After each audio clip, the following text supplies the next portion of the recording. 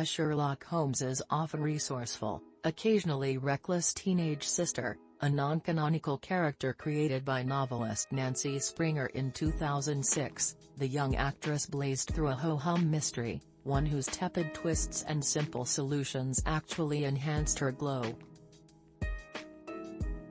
We didn't really have to focus on the specifics of the case, who the hell even had the mental energy to do so at the time? So we could simply enjoy Brown's performance, all smiles, darting eyes, and cheeky asides to the audience. The movie wasn't particularly inventive, but its star was. That first film followed a very green Enola as she investigated the disappearance of her headstrong mom, Helena Bonham Carter, and the movie turned largely on its protagonist's naïveté. We could experience this stuffy Victorian world through her innocent, occasionally thunderstruck perspective.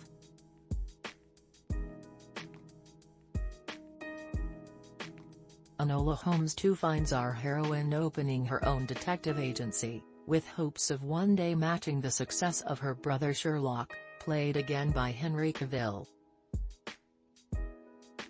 One might say that this new film attempts to be something closer to a standard-issue mystery, with its ornate storyline, ambitious action scenes, and historically resonant milieu. But in the end, it still thrives or dies on its teenage star's charm. It mostly thrives, even if the luster is a bit off this time around. Enola's latest case is yet again a missing persons affair, now involving the disappearance of a young woman named Sarah Chapman, Hannah Dodd, who worked at a huge match factory by day and a dance hall by night. Venturing undercover into the crowded, typhoid-ravaged warehouse where Sarah labored away at her grueling assembly line job, Enola immediately begins to suspect that her disappearance had something to do with nefarious goings-on at the match factory. Naturally, Sherlock himself is also gradually drawn into the situation, and Cavill continues to make the most of his wink-wink miscasting, playing the famously cerebral, unstacked detective as a terse, brainy, burly bruiser.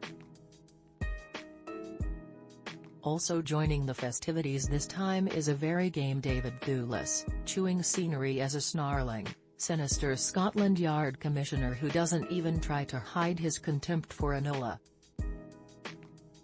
So the performances remain charming. Bonham Carter also returns for a brief action interlude, and the film, for all its narrative ambitions, seems to understand that its strength lies in its cast, particularly its lead. Brown isn't quite the wide-eyed wonder of the last film, in which her youthful ignorance and exuberance were her great weapons. But the actress continues to draw humor from the intersection between the arcane and the modern.